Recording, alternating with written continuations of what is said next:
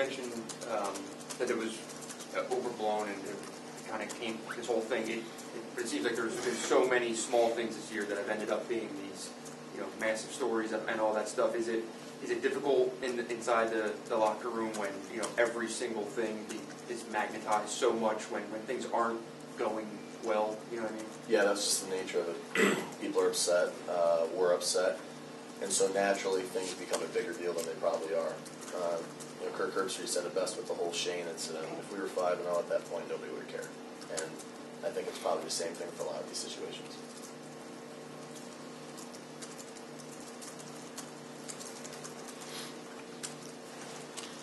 Brandon, follow up on the running game.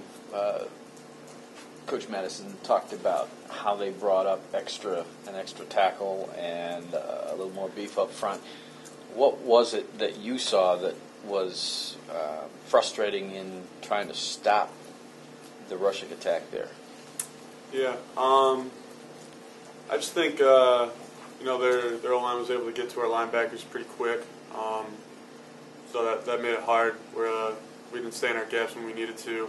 We weren't as stout as we wanted to be, letting the gut of our defense. So.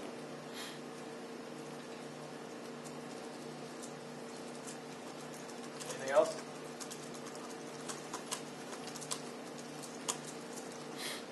Seven drops for Mark. Sorry, 7 drops in the game against Michigan State. I know you had one that at the beginning of the second half that could have possibly set you guys up in Michigan State territory.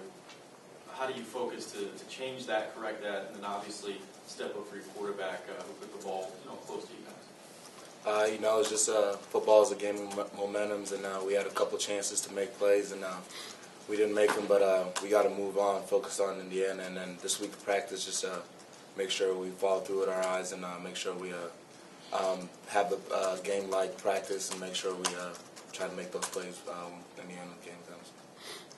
Steve. Amar, where do you feel you've made the most progress? A couple games before this, you became a third down target and you came up with some big catches.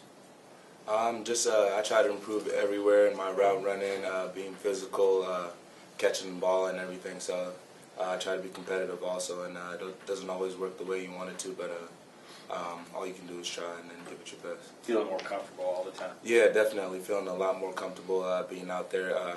After sitting out a year, it's kind of good to be back out there and then just getting used to things again.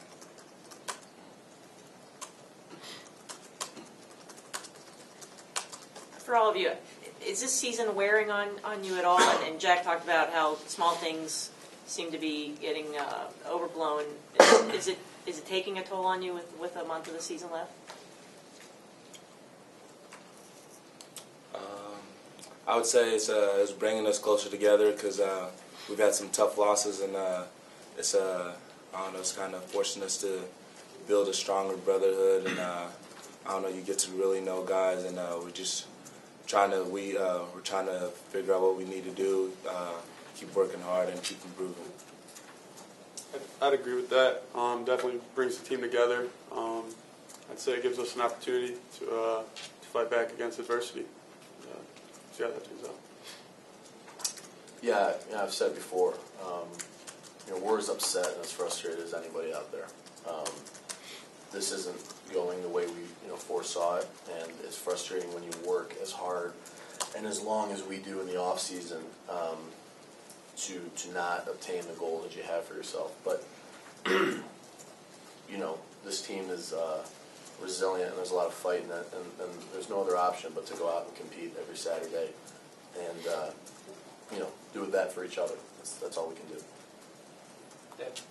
Jack, the steak thing was probably a little bit overblown, but I think what Mark D'Antonio's comments were about sort of a systemic disrespect that those players feel, or an arrogance that they feel when they play you guys.